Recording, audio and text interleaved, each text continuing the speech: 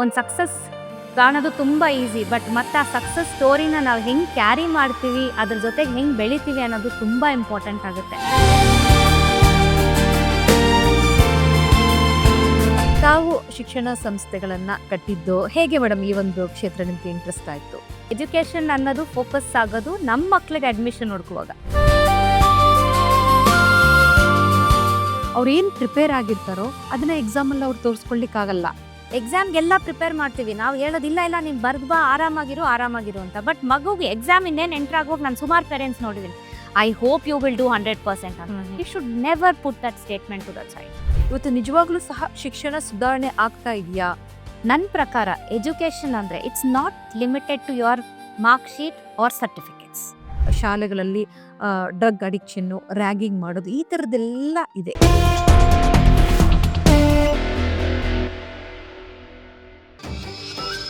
Suman TV ಕನ್ನಡದಲ್ಲಿ ಜಾಹೀರಾತು ನೀಡಲು ಸಂಪರ್ಕಿಸಿ 9636376663. ನಮಸ್ಕಾರ. ನನ್ನೆಲ್ಲ ಪ್ರೀತಿಯ ಗೆಳತಿಯರಿಗೆ ವಿಶ್ವ ಮಹಿಳಾ ದಿನಾಚರಣೆಯ ಶುಭಾಶಯಗಳು ಸುಮನ್ ಟಿವಿ ಕನ್ನಡದಿಂದ. ಇಂತಹ ವಿಶೇಷ ಸಂದರ್ಭದಲ್ಲಿ ಶಿಕ್ಷಣ ಕ್ಷೇತ್ರದಿಂದ ನಮ್ಮ ಜೊತೆಗಿದ್ದಾರೆ ಡಾಕ್ಟರ್ ರಮ್ಯಾ ರಮೇಶ್ ಅವರು. ಇವರು HMR ಗ್ರೂಪ್ನ CEO, ಜೊತೆಗೆ ಸದಾ ಬ್ಯುಸಿಯಾಗಿರ್ತಕ್ಕಂಥ JDS ನಾಯಕ ರಮೇಶ್ ಗೌಡ ಅವರ ಧರ್ಮಪತ್ನಿ. ಯಾಕೆ ನಾನು ಈ ಮಾತನ್ನ ಹೇಳ್ತಿದ್ದೀನಿ ಅಂತ ಹೇಳಿದ್ರೆ, ಎರಡೂ ಕಡೆ ಬ್ಯಾಲೆನ್ಸ್ ಮಾಡೋದು ಬಹಳಷ್ಟು ಒಂದು ಕಷ್ಟ ಒಬ್ಬ ಹೆಣ್ಮಗಳಿಗೆ. ಇತ್ತ ಕುಟುಂಬವನ್ನು ಬ್ಯಾಲೆನ್ಸ್ ಮಾಡ್ತಾ, ಇತ್ತ ಎಜುಕೇಶನ್ ಅಂದ್ರೆ ಅವ್ರದೇ ಆದಂತ ಶಿಕ್ಷಣ ಸಂಸ್ಥೆಗಳನ್ನ ಬ್ಯಾಲೆನ್ಸ್ ಮಾಡ್ತಾ, ಮಕ್ಕಳಿಗೆ ಹಾಗೆ ಪೋಷಕರಿಗೆ ಕೌನ್ಸಿಲಿಂಗ್ ಕೊಡ್ತಾ, ಈ ಒಂದು ಇನ್ಸ್ಟಿಟ್ಯೂಷನ್ನ ಹೇಗೆ ಬೆಳೆಸ್ತಾ ಬಂದ್ರು ಅನ್ನೋದ್ರ ಬಗ್ಗೆ ನಾವು ಮಾತನಾಡ್ತೀವಿ. ಬನ್ನಿ ಅವರ ಮೊದಲಿಗೆ ಕಾರ್ಯಕ್ರಮಕ್ಕೆ ಸ್ವಾಗತ.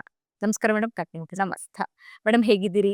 ಚೆನ್ನಾಗಿದ್ದೀನಿ ಮೇಡಮ್. ವಿಶ್ವ ಮಹಿಳಾ ದಿನಾಚರಣೆ ಶುಭಾಶಯಗಳು. Thank you, wish you the same. Thank you so much madam.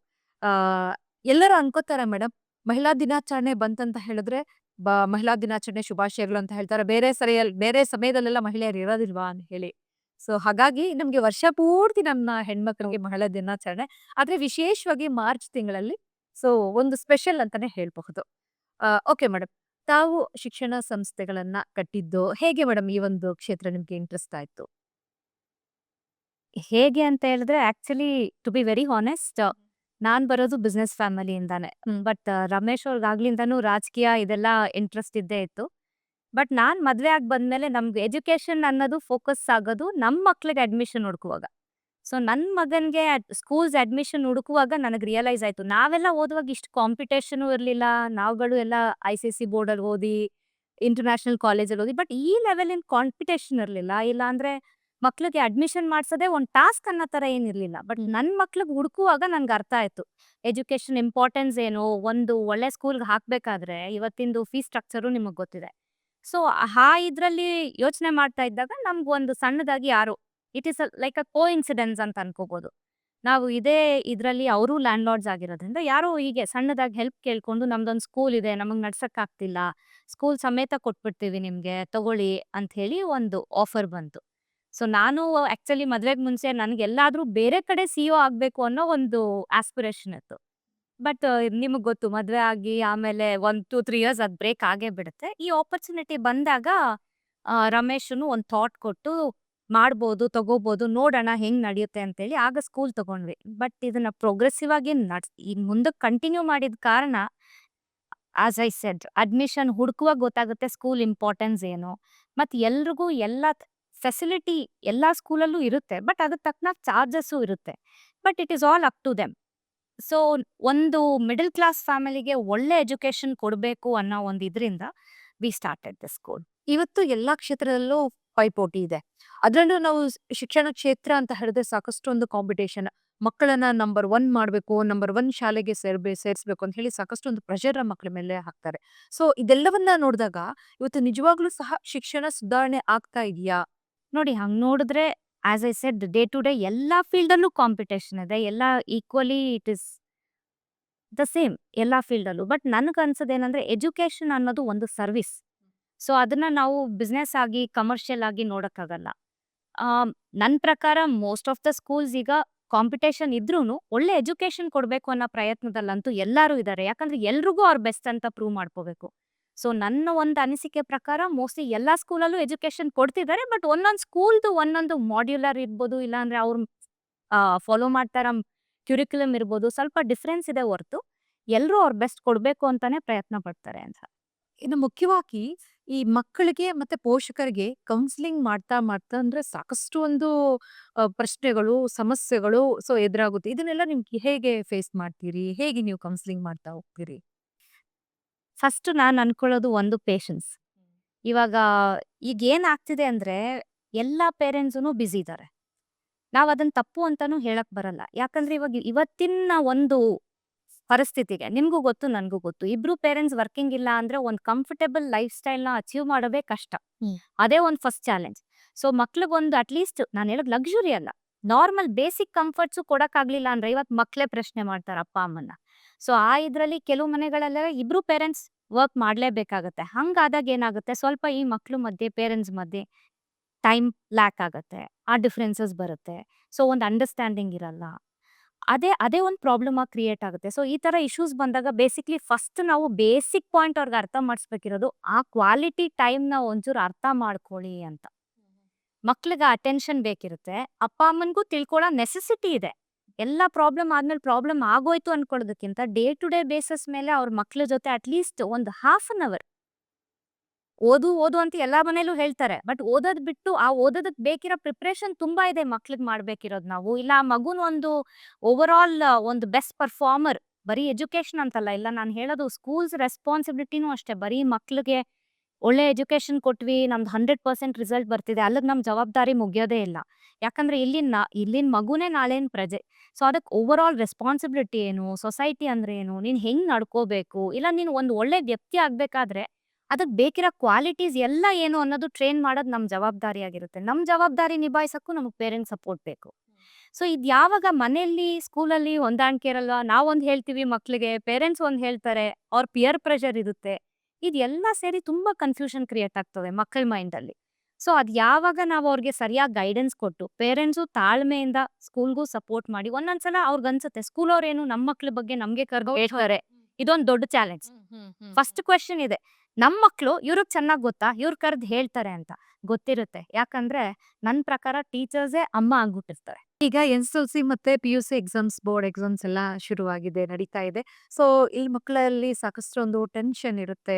ಆ ಎಷ್ಟೋ ಸರಿ ಮೊದಲಿಂದಲೂ ಬಹಳಷ್ಟು ಚೆನ್ನಾಗಿ ಓದಿರ್ತಾರೆ. ನಂಬರ್ 1 ಆಗ್ಬೇಕು, ನನ್ನ ರಿಸಲ್ಟ್ ಚೆನ್ನಾಗಿ ಬರ್ಬೇಕು ಅಂತ ಹೇಳಿ ಪೋಷಕರು ಸಹ ಅದೇ ರೀತಿಯ ಮಕ್ಕಳನ್ನ ಬೆಳೆಸಿರ್ತಾರೆ. ಸೊ ವಿದ್ಯಾಸಂಸ್ಥೆಗಳಲ್ಲೂ ಕೂಡ ಬಹಳಷ್ಟು ಚೆನ್ನಾಗಿ ಓದುವಂತ ಮಕ್ಕಳಿಗೆ ಒಂದಷ್ಟು ಪ್ರೋತ್ಸಾಹ ಕೊಟ್ಟು ಚೆನ್ನಾಗಿ ಓದ್ಬೇಕು ಅಂತ ಹೇಳಿರ್ತಾರೆ. ಸೊ ಎಷ್ಟೋ ಸಾರಿ ಏನಂತ ಹೇಳಿದ್ರೆ ಅವ್ರು ಏನ್ ಪ್ರಿಪೇರ್ ಆಗಿರ್ತಾರೋ ಅದನ್ನ ಎಕ್ಸಾಮ್ ಅಲ್ಲಿ ಅವ್ರು ತೋರಿಸ್ಕೊಳ್ಲಿಕ್ಕಾಗಲ್ಲ. ಸೊ ಈ ತರದ ಒಂದು ಸಂದರ್ಭಗಳು ಇರುತ್ತೆ. ಈ ಸಂದರ್ಭದಲ್ಲಿ ನಿಮ್ಮ ಮಕ್ಕಳಿಗೆ ನೀವು ಹೇಳುವಂತ ಕಿವಿ ಮಾತು? ನಾನ್ ಮಕ್ಳಿಗೆ ಏನ್ ಹೇಳ್ತೀನಿ ಅಂದ್ರೆ, ಫಸ್ಟ್ ಆಫ್ ಆಲ್ ನಿಮ್ ಮೇಲಿನ ಕಾನ್ಫಿಡೆನ್ಸ್ ನಿಮ್ಗಿರ್ಬೇಕು. ಒಂದೊಂದ್ಸಲ ಏನಾಗುತ್ತೆ ಗೊತ್ತಾ, ನಮ್ಮ ಅತಿಯಾದ ಕಾಳಜಿನೂ ಮಕ್ಳಿಗೆ ವಿಷ ಆಗುತ್ತೆ. ಆಗತ್ತೆ. ಸೊ ಹಂಗಾಗಿ ನಾನೇನ್ ಹೇಳ್ತೀನಿ ಅಂದ್ರೆ, ಪೋಷಕರಿಗೂ ಅಷ್ಟೇ, ನಮಗ್ ಗೊತ್ತಿರುತ್ತೆ ನಾವ್ ಏನ್ ಬೆಸ್ಟ್ ಮಕ್ಳನ್ನ ಪ್ರಿಪೇರ್ ಮಾಡಿದೀವಿ ಅಂತ. ಶಾಲೆಗಳಿಗೂ ಅಷ್ಟೇ, ಅವ್ರಿಗೆ ಏನ್ ಬೆಸ್ಟ್ ಪ್ರಿಪೇರ್ ಮಾಡಿದೀವಿ ಅನ್ನೋದು ಅವ್ರಿಗೆ ಗೊತ್ತಿರುತ್ತೆ. So this is all about not one days confidence, it's about building confidence and trust. ಇದು ಎರಡೂ ಇದ್ದಾಗ ನಾನು ಹೇಳೋದು ಲಾಸ್ಟ್ ಮೂಮೆಂಟ್ ಅಲ್ಲಿ ಮಕ್ಳ ಮೇಲೆ ಪ್ರೆಷರ್ ಹಾಕ್ಬೇಡಿ ಅಂತ. ಅವ್ರಿಗೂ ಗೊತ್ತಿರಲ್ಲ ಕ್ವೆಶನ್ ಪೇಪರ್ ಹೆಂಗ್ ಬರ್ಬೋದು ಅಂತ, ನಮಗೂ ಗೊತ್ತಿರಲ್ಲ. ಬಟ್ ಅದು ಬೆಸ್ಟ್ ಕೊಡ್ಬೇಕು ಅಂತ ಹೇಳಿನೇ ಪ್ರಿಪೇರ್ ಮಾಡಿರ್ತೀವಿ. So out of the syllabus ಅಂತೂ ಏನು ಬರಕ್ಕಾಗಲ್ಲ. ಇಲ್ಲ ಹಿಂಗ್ ಕೇಳ್ಬೇಕು, ಇಲ್ಲ ಹಂಗ್ ಕೇಳ್ಬೇಕು. ಸೊ ನಾವು ಮಕ್ಳಿಗೆ ಹೇಳ್ಬೇಕಿರೋದು ಒಂದೇ, ಅಲ್ಲಿ ಎಷ್ಟೇ ಕ್ವೆಶನ್ ಪೇಪರ್ ನೋಡಿದ ತಕ್ಷಣ ಪ್ಯಾನಿಕ್ ಆಗೋದ್ ಬೇಡ. At the end of the day correction ಇನ್ನೂ ಯಾವಾಗ್ಲೂ ಆಗೋದು, ಮಾರ್ಕ್ಸ್ ಎಷ್ಟು ಬರುತ್ತೆ ಅಂತ ಇಲ್ಲೇ ಕೂತ್ ಕ್ಯಾಲ್ಕುಲೇಟ್ ಮಾಡೋದ್ ಬೇಡ. ನಿಮಗ್ ಬರೋದ್ರನ್ನ ನೀವು ಕಾಮ್ ಆಗಿದ್ದು ಕ್ವೆಶನ್ ಪೇಪರ್ನ ಪೇಷನ್ಸ್ ಇಂದ ಓದಿ ಕ್ಲೀನ್ ಆಗಿ ಆನ್ಸರ್ ಮಾಡಿ ಅಂತ ಅಷ್ಟೇ. ನಾನು ಹೇಳೋದು ಇಷ್ಟು ಹೇಳಿ ಕಳಿಸ್ಬೇಕೆ ಹೊರತು ಮಕ್ಳಿಗೆ ಹೋಗಕ್ ಮುಂಚೆನೆ ನಾನ್ ಅನ್ಕೊಂಡ್ಬಿಟ್ಟಿನಿ. ನಾವ್ ಅದು ಹೇಳಿದ ತಕ್ಷಣ ಮಕ್ಳಿಗೆ ಪ್ರೆಷರ್ ಆಗುತ್ತೆ. ಎಕ್ಸಾಮ್ಗೆಲ್ಲ ಪ್ರಿಪೇರ್ ಮಾಡ್ತೀವಿ, ನಾವು ಹೇಳೋದಿಲ್ಲ ಇಲ್ಲ ನೀನ್ ಬರ್ದ್ ಬಾ, ಆರಾಮಾಗಿರು ಅಂತ. ಬಟ್ ಮಗುಗೆ ಎಕ್ಸಾಮ್ ಇನ್ನೇನ್ ಎಂಟರ್ ಆಗೋಗ್ ನಾನು ಸುಮಾರು ಪೇರೆಂಟ್ಸ್ ನೋಡಿದೀನಿ, I hope you will do 100% ಅಂತ. You should never put that statement to the child. So ನಾವಾದ್ರೆ ಒಂದು ಮಗನ ನೋಡಿರ್ತೀವಿ ಆಸ್ ಎ ಪೋಷಕರಾಗಿ. ಸೊ ನೀವಂದ್ರೆ ಸಾವಿರಾರು ಜನ ಮಕ್ಕಳನ್ನ ನೋಡಿರ್ತೀರಿ ಪ್ರತಿ ಸರಿ SSLC ಬರುವಂತ ಮಕ್ಕಳನ್ನ, PUC ಮಕ್ಕಳನ್ನ. ನಮ್ಮ ಪೋಷಕರು ಏನ್ ಮಾಡ್ತಾರಂದ್ರೆ ಎಕ್ಸಾಮ್ ಮುಗಿದ ನಂತರ ಮನೆಗೆ ಬರ್ತಾರಲ್ಲ, ಕ್ವಶನ್ ಪೇಪರ್ ತಗೊಳ್ದು ಎಷ್ಟೆಷ್ಟು ಮಾರ್ಕ್ಸ್ ಬಂದಿದೆ ಅಂತ ಹೇಳಿ ಟಿಕ್ ಮಾಡ್ಕೊಂಡ್ಬಿಡೋದು. ಸೊ ನಂತರ ಅಯ್ಯೋ ನಿಂಗೆ ಇಷ್ಟು ಕಡಿಮೆ ಮಾರ್ಕ್ಸ್ ಅಂತ ಹೇಳಿ ನೆಕ್ಸ್ಟ್ ಡೇ ಪೇಪರ್ ಇದೆ ಅನ್ನೋದನ್ನೇ ಮರೆತುಬಿಟ್ಟು ಮಕ್ಕಳ ಮೇಲೆ ಪ್ರೆಷರ್ ಆಗ್ತಾರೆ. ಇದು ಎಷ್ಟರ ಮಟ್ಟಿಗೆ ಸರಿ? ನಾನು ಇದನ್ನೇ ಹೇಳಿದ್ ನಿಮ್ಗೆ. ನಾವ್ ಎಷ್ಟೆಲ್ಲ ಮುದ್ದು ಮಾಡಿ, ಚೆನ್ನಾಗ್ ನೋಡಿ, ಕಂಫರ್ಟ್ ಕೊಟ್ಟು ಬೆಳ್ಸಿರ್ತೀವಿ ಮಕ್ಳನ್ನ. ಬಟ್ ನಮ್ದು ಇದು ಒಂದು ಸ್ಟೇಟ್ಮೆಂಟ್ ಇದೆಯಲ್ಲ, ಮಗು ಒಳಗಡೆ ಹೋಗುವಾಗ್ಲಿ, ನೀವ್ ಹೇಳ್ದಂಗೆ ಆಚೆ ಬಂದ್ಮೇಲಾಗ್ಲಿ, ಎಷ್ಟು ಬರುತ್ತೆ, ಆ ಪ್ರೆಷರ್ ಕ್ರಿಯೇಟ್ ಮಾಡಬಾರ್ದು ಅನ್ಸುತ್ತೆ. ಇವಾಗ ನನ್ಗೆ ಅವ್ರಲ್ಲಿ ಫೇತ್ ಇದ್ದಾಗ ನಾನು ಒಂದೇ ಹೇಳ್ಬೇಕು ಆ ಮಗುಗೆ, ನೀನ್ ಏನೇ ಮಾಡಿದ್ರು ಚೆನ್ನಾಗ್ ಮಾಡ್ತೀಯ ಅನ್ನೋ ನನಗೆ ಟ್ರಸ್ಟ್ ಇದೆ. ಸೊ ನೀನು give your best. Let's see the result. See what I feel, you should never work for the result. Every day when you do, it can be any field or anything you do, ದಿನ ನೀನ್ ಏನ್ consistent ಆಗಿ ನೀನ್ ಅದ್ರ ಬಗ್ಗೆ ಒಂದು ತಿಳ್ಕೊಂಡು ಕೆಲಸ ಮಾಡ್ತಿರ್ತೀಯಲ್ಲ, that is what is going to give you the results. ನೀನ್ ಬರೀ ರಿಸಲ್ಟು ಅಂತ ಮಾಡಿದಾಗ you will forget what is your preparation. So I feel every day ನೀನ್ ಏನ್ ಪ್ರಿಪೇರ್ ಆಗ್ತಿದ್ಯಾ, ಎಷ್ಟು ಕನ್ಸಿಸ್ಟೆಂಟ್ ಆಗಿ ಆ ಕೆಲಸ ಮಾಡ್ತಿದ್ಯಾ ಅನ್ನೋದ್ರ ಮೇಲೆ ನಿನ್ನ ರಿಸಲ್ಟ್ ಬರುತ್ತೆ. ಸೊ ಹಂಗಾಗಿ ಲಾಸ್ಟ್ ಮೂಮೆಂಟ್ ಅಲ್ಲಿ ಪೇರೆಂಟ್ಸ್ ಈ ತರ ಪ್ರೆಷರ್ ಹಾಕೋದು ನನ್ನ ಪ್ರಕಾರ ತುಂಬಾನೇ ತಪ್ಪು. ಸ್ಕೂಲೇ ಇರ್ಬೋದು, ಪೇರೆಂಟ್ಸೇ ಇರ್ಬೋದು. ಫಸ್ಟ್ ಆಫ್ ಆಲ್ ನೀವ್ ಹೇಳ್ದಂಗೆ ಆ ಅಭ್ಯಾಸ ಬಿಡ್ಬೇಕು. ಕ್ವೆಶನ್ ಆನ್ಸರ್ ಆಲ್ರೆಡಿ ಆ ಎಕ್ಸಾಮ್ ಅಟೆಂಡ್ ಮಾಡಿದಾಗೋಗಿರುತ್ತೆ. ಬಂದ ಮೇಲೆ ಇದೆಷ್ಟು ಬರುತ್ತೆ ಅದೆಷ್ಟು ಬರುತ್ತೆ, ಇಟ್ಸ್ ಪಾಯಿಂಟ್ಲೆಸ್. ಅದ್ರ ಬದಲು ಅಟ್ಲೀಸ್ಟ್ ಅದು ಹೆಂಗೆ ಮಾಡಿದ್ರು ನಮಗ್ ಮಕ್ಳು ಮುಖ ನೋಡಕ್ಕೆ ಗೊತ್ತಾಗತ್ತೆ, ಎಕ್ಸ್ಪ್ರೆಷನ್ ಮಗು ಹೆಂಗ್ ಮಾಡಿದೆ ಅಂತ. ನಾವು ಸ್ವಲ್ಪ ಸೆನ್ಸಿಟಿವ್ ಆಗಿ ಯೋಚನೆ ಮಾಡ್ಬೇಕು ಅಂತ ಅನ್ಸುತ್ತೆ. ಮತ್ತೆ ಎಕ್ಸಾಮ್ ಚೆನ್ನಾಗಿ ಮಾಡಿಲ್ಲ ಅಂತ ಹೇಳಿ ಅಥವಾ ಮಾರ್ಕ್ಸ್ ಕಡಿಮೆ ಬರುತ್ತೆ ಅಂತ ಹೇಳಿ ನಾನು ಒಂದ್ ವೇಳೆ ಫೇಲ್ ಆಗ್ತೀನಿ, ಈ ತರದೆಲ್ಲ ಒಂದು ಭಾವನೆಗಳು ಇಟ್ಕೊಂಡು ಮಕ್ಕಳು ಆತ್ಮಹತ್ಯೆ ಪ್ರಕರಣಗಳು ಅಥವಾ ಆತ್ಮಹತ್ಯೆಯನ್ನು ಮಾಡ್ಕೊಳ್ಳೋ ಅದನ್ನು ಸಹ ಈ ಸಂದರ್ಭದಲ್ಲಿ ಹೆಚ್ಚಿಗೆ ಆಲೋಚನೆ ಮಾಡ್ತಾರೆ. ಇದ್ರ ಬಗ್ಗೆ ಕಿವಿ ಮಾತು.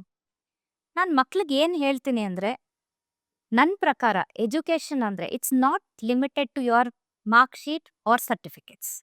ಇದರಲ್ಲಿ ನಾನು ನಂಬಿಕೆನೇ ಇಡಲ್ಲ. ಬಿಕಾಸ್ ನನ್ನ ಪ್ರಕಾರ ಒಂದು ಎಜುಕೇಶನ್ ಅಂದ್ರೆ it's over all development of the child. ಒಂದು ಮಗು ಲೈಫಲ್ಲಿ ಸಕ್ಸಸ್ಫುಲ್ ಆಗ್ಬೇಕಂದ್ರೆ ಅವ್ನ ಮಾರ್ಕ್ ಶೀಟ್ ಎಷ್ಟು ಇಂಪಾರ್ಟೆಂಟೋ, ಅವನಲ್ಲಿ ಓವರ್ ಆಲ್ ಕ್ವಾಲಿಟೀಸ್ ನಾವೇನು ಪ್ರತಿದಿನ ಇನ್ಸ್ಟಿಲ್ ಮಾಡ್ತೀವಿ ಅನ್ನೋದು ತುಂಬಾ ಇಂಪಾರ್ಟೆಂಟ್ ಆಗುತ್ತೆ. ಸೊ ಮನೇಲೂ ಅಷ್ಟೇ, ಸ್ಕೂಲಲ್ಲೂ ಅಷ್ಟೇ, ನಾನು ಮಕ್ಳಿಗೆ ಹೇಳೋದು, ಮಕ್ಳಿಗೆ ಬರೀ ಓದೋದ್ರ ಮೇಲೆ ಜಡ್ಜ್ ಮಾಡಬೇಡಿ. ಇವತ್ತು 60% ತಗೊಂಡಿರೋರು IAS ಕ್ರ್ಯಾಕ್ ಮಾಡಿದವ್ರು ಇದ್ದಾರೆ. ಸೆಕೆಂಡ್ PUC ಫೇಲ್ ಆದ್ಮೇಲೂ ಕ್ರ್ಯಾಕ್ ಮಾಡಿರೋರು ಇದ್ದಾರೆ. ಇಲ್ಲಿ 100% ತಗೊಂಡವ್ರು ಅಲ್ಲಿ 7 ಅಟೆಂಪ್ಟ್ ಬರೆದ್ರು ಪ್ರಿಲಿಮ್ಸು ಪಾಸ್ ಆಗದಿರೋ ಕೇಸಸ್ ಎಷ್ಟೋ ಇದೆ. So that marks doesn't decide what you will be in life. Overall ನಿನ್ ಲೈಫಲ್ಲಿ ನೀನ್ ಏನ್ ಕಲ್ತ್ಕೋತೀಯಾ, ನಿನ್ ಟ್ಯಾಲೆಂಟ್ ನೀನ್ ಎಷ್ಟು ಇಂಪಾರ್ಟೆನ್ಸ್ ಕೊಡ್ತೀಯಾ, ನಿನ್ ಪ್ಯಾಷನ್ಗೆ ಎಷ್ಟು ಇಂಪಾರ್ಟೆಂಟ್ ಕೊಡ್ತೀಯಾ. ನನ್ಗನ್ಸುತ್ತೆ ಲೈಫ್ನ ನಾವು ಈಕ್ವಲಿ ಬ್ಯಾಲೆನ್ಸ್ ಮಾಡೋದನ್ನ ಹೇಳ್ಕೊಡ್ಬೇಕು ಮಕ್ಳಿಗೆ. ಬರೀ ಮಾರ್ಕ್ಸ್ ಒಂದಿಂದಾನೇ ಏನೋ ಆಗುತ್ತೆ ಅಂತ ಅಲ್ಲ. ನಾನು ಎಜುಕೇಶನ್ ಇಂಪಾರ್ಟೆಂಟ್ ಅಲ್ಲ ಅಂತ ಹೇಳ್ತಿಲ್ಲ. Education is important. Education is one thing which will groom the child, but that's not the ultimate thing. Education ಅಂದ್ರೆ ನನ್ನ ಪ್ರಕಾರ over all development of a child. ಒಂದು ಕ್ಯಾರೆಕ್ಟರ್ ಬಿಲ್ಡಿಂಗ್ ಇರ್ಬೋದು, ಒಂದು ಸೊಸೈಟಿ ಬಗ್ಗೆ ಯೋಚನೆ ಮಾಡೋದಿರ್ಬೋದು, ಇಲ್ಲ ತಂದೆ ತಾಯಿನ ಗೌರವಿಸೋದು ಇರ್ಬೋದು. ಬರೀ ನೀವು ಮಾರ್ಕ್ ಶೀಟಲ್ಲಿ ಬರೀ ಮಾರ್ಕ್ಸ್ 100% ತಗೊಂಡು ನಾಳೆ ತಂದೆ ತಾಯಿನ ಟ್ರೀಟ್ ಮಾಡೋ ರೀತಿ ಬರಲ್ಲ ಮಕ್ಳಿಗೆ. ಇಲ್ಲ ಸಮಾಜ ನಮ್ಗೆ ಏನ್ ಕೊಡ್ತು ಅನ್ನೋ ಪ್ರಶ್ನೆ, ಎಲ್ಲ ನಾನೇ ಮಾಡ್ಬಿಟ್ಟೆ ಅನ್ನೋ ಒಂದು ಆಟಿಟ್ಯೂಡು, ಇದೆಲ್ಲ ಕ್ಯಾರಿ ಮಾಡೋದು ಎಷ್ಟು ಸರಿ ಅಂತ ಅನ್ಸುತ್ತೆ ನಿಮ್ಗೆ? ಸೊ ನನ್ನ ಪ್ರಕಾರ ಎಜುಕೇಶನ್ ಅಂದ್ರೆ ಮಕ್ಳಿಗೆ ಬರೀ ಮಾರ್ಕ್ ಶೀಟಲ್ಲಿ ಮಾರ್ಕ್ಸ್ ಬರೋದು ಒಂದೇ ಅಲ್ಲ, ಇದು ಎಲ್ಲ ಒಂದು ಏನು ಸರ್ಟನ್ ಪ್ರಿನ್ಸಿಪಲ್ಸ್, ಡಿಸಿಪ್ಲಿನ್ ಅಂತ ನಾನು ಅನ್ಕೊಂಡಿದ್ದೀನಿ. ಇದು ಎಲ್ಲಾದ್ರೂ ಒಂದು ದೊಡ್ಡವ್ರನ್ನಿರ್ಬೋದು, ಚಿಕ್ಕವ್ರನ್ನಿರ್ಬೋದು, ಗೌರವಿಸೋ ರೀತಿ, ನಾವು ರೆಸ್ಪೆಕ್ಟ್ ಮಾಡೋ ರೀತಿ, ಇಲ್ಲ ಪ್ರತಿಯೊಂದು ನಮ್ಮ ಲೈಫಲ್ಲಿ ಸಿಗೋದು ನಥಿಂಗ್ ಇಸ್ ಈಸಿ ಟುಡೇ. ಅದು ಪ್ರತಿಯೊಂದರದ್ದು ಬೆಲೆ ಗೊತ್ತಿರಬೇಕು ಮಕ್ಳಿಗೆ. It is come to me ಅಂದ್ರೆ we should understand I am lucky enough. ಅದು 10 ಜನದ ಹತ್ರ ಇರೋದೇ ಇಲ್ಲ. ಸೊ ಪ್ರತಿಯೊಂದನ್ನು ಗೌರವದಿಂದ ನೋಡೋದ್ರನ್ನ ಫಸ್ಟ್ ನಾವು ಹೇಳ್ಕೊಡ್ಬೇಕು. ಸೊ ಇದನ್ನ ನಾವು ಪ್ರಾಕ್ಟೀಸ್ ಮಾಡಿದಾಗ ಮಕ್ಳಿಗೂ ಅನ್ಸುತ್ತೆ ಎಜುಕೇಶನ್ ಒಂದು ಸಣ್ಣ ಭಾಗ ಅಷ್ಟೇ, ಇದು ಒಂದ್ರಲ್ಲಿ ನಾನು ಫೇಲ್ಯೂರ್ ಆದ್ರೆ ನಾಳೆ ನಾನು ಪಾಸೇ ಆಗಲ್ಲ ಅನ್ನೋ ಫಿಯರ್ ಅವ್ರಿಗಿರಲ್ಲ. ಒಂದು ಎಕ್ಸಾಮ್ ಇವತ್ತಲ್ಲ ಅಂದ್ರೆ ನಾಳೆ ಸೆಕೆಂಡ್ ಅಟೆಂಪ್ಟ್ ಇದೆ ನಿನ್ಗೆ, ಸೆಕೆಂಡ್ ಅಲ್ಲ ಅಂದ್ರೆ ಥರ್ಡ್ ಅಟೆಂಪ್ಟ್ ಇದೆ. ಇವತ್ತು ನಮ್ ಗೌರ್ಮೆಂಟ್ ಸಹ ನಮ್ಮ ಮೇಲೆ ಪ್ರೆಷರ್ ಆಗ್ತಿಲ್ಲ. They are making education also so accessible and easy for children. ಪ್ರತಿಯೊಂದು ಮಗು ಪಾಸ್ ಆಗ್ಬೇಕು ಅನ್ನೋ ರೀತಿಯಲ್ಲೇ ಅವರು ಎಜುಕೇಶನ್ ಸಿಸ್ಟಮ್ನ ಸೆಟ್ ಮಾಡ್ತಾ ಇದ್ದಾರೆ. ಸೊ ಇದು ಮೊದಲ ತರ ಇಲ್ವೇ ಇಲ್ಲ. ಪ್ರತಿ ವರ್ಷ ಎಕ್ಸಾಮ್ ಬರ್ದೆ ಫೇಲ್ ಆಗ್ಬಿಟ್ರೆ ಡಿಟೈನ್ ಮಾಡಿ ಅದೇ ಕ್ಲಾಸಲ್ಲಿ ಕೂರಿಸ್ತಾರೆ. ಈಗ ಆ ತರ ಪ್ರೋಗ್ರಾಮ್ಸೇ ಇಲ್ಲ ನಮ್ ಗೌರ್ಮೆಂಟಲ್ಲೂ. So it is very supportive. ನಾನು ಹೇಳೋದ್ ಮಕ್ಳಿಗೆ ಇದು ಎಲ್ಲಾನು ನೋಡಿ over all you think how you are growing. ಬರೀ ನನಗೆ ಮ್ಯಾಥ್ಸಲ್ಲಿ ಕಮ್ಮಿ ಬಂತು, ಇಲ್ಲ ಇದ್ರಲ್ಲಿ ಬಂತು, ಏನೋ ನಾನು ಫೇಲ್ಯೂರೇ ಆಗ್ಬಿಡ್ತೀನ ಲೈಫಲ್ಲಿ. You should never doubt yourself. Okay.